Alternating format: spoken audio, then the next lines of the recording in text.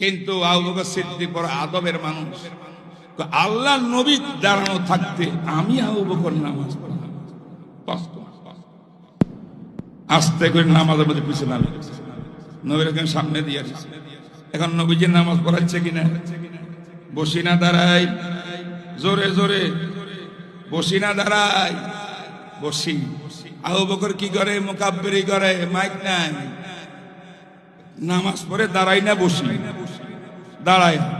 পিছনে অসংখ্য সাহাবা, হাজার হাজার সাহাবা নামাজ পড়ে দাঁড়াইয়া না বসিয়া, দাঁড়াইয়া।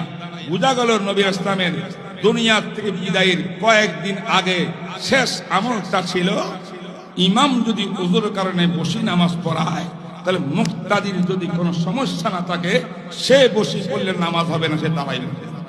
ইমাম বুখারী সর্বশেষ টপিকটা শুরু করছেন এইভাবে।